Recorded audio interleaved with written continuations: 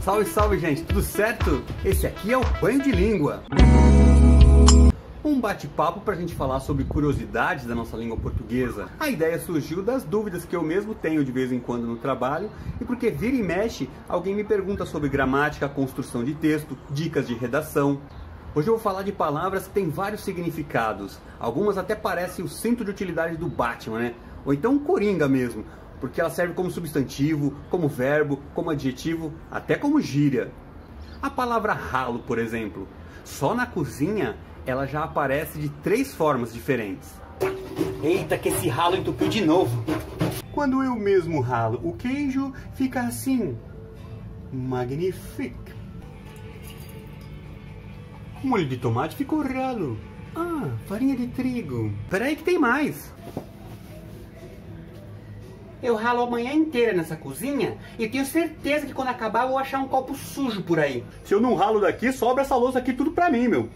Pois é, a gente rala da cozinha e entra no campo da semântica, dos sentidos das palavras.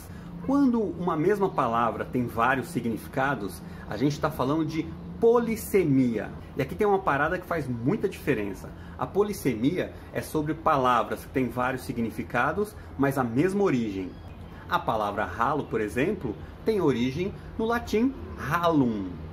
Se eu tenho 2 palavras com a mesma grafia, mas significados e origens diferentes, aí é uma homonímia.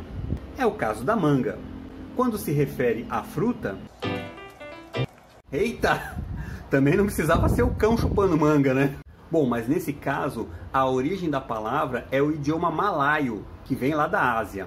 Quando a gente está falando de manga, assim, de camiseta, de camisa, de paletó, aí a origem é o latim, da palavra manica. E daí também surgem algumas frases curiosas com significados diferentes, né? Como arregaçar as mangas, botar as manguinhas de fora. E olha, nas minhas pesquisas eu encontrei diferentes definições para polissemia e homonímia.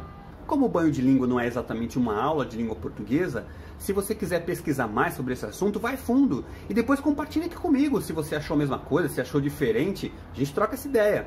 Um exemplo interessante que eu achei outro dia foi a palavra distensão, que está muito presente aí nas práticas esportivas, né? Principalmente para aqueles boleiros só de final de semana. Aí é quando tem o rompimento das fibras ou dos vasos sanguíneos do músculo, ou então de um tendão. E quando isso acontece, dá-lhe gelo, compressão, analgésico, anti-inflamatório, fisioterapia, e torce para não precisar de cirurgia, né? Mas o exemplo que eu queria falar mesmo é outro. Eu estou lendo esse livro aqui, ó, que é sobre a vida do Carlos Castelo Branco, o Castelinho.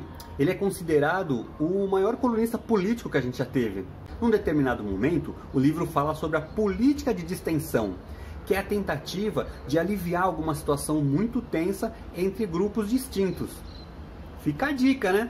Tem uma palavra interessante que surgiu no meio de uma conversa que eu tive com a minha sogra, a Cecília.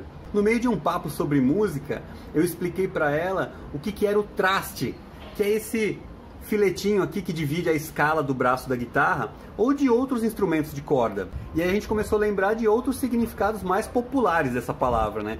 Como, por exemplo, uma velharia, algum móvel que está ali só incomodando, ou então alguém que só atrapalha, que não ajuda em nada. Como curiosidade, também tem aquelas palavras da língua portuguesa que tem a mesma grafia aqui e lá em Portugal, mas o significado é bem diferente. Quer ver? A palavra bica. Aqui no Brasil pode ser um cano por onde sai água ou então um pontapé, um chute na canela, né? Agora lá em Portugal é só um cafezinho expresso. E apelido? Tanto aqui quanto em Portugal é um nome que dão pra gente. Só que aqui é um nome de brincadeira, que pode ser muito carinhosa ou então de muito mau gosto. Agora lá em Portugal é o sobrenome. E se você precisar de um banheiro lá em Lisboa, pergunte por uma casa de banho, porque senão vão achar que você está procurando um salva-vidas. Eu acredito que todo mundo aqui já deve ter visto alguma coisa em algum lugar sobre o Setembro Amarelo. É uma campanha de prevenção ao suicídio, que é um problema seríssimo. Vale a pena saber mais sobre essa história, porque não se trata só de setembro, que é o mês da campanha.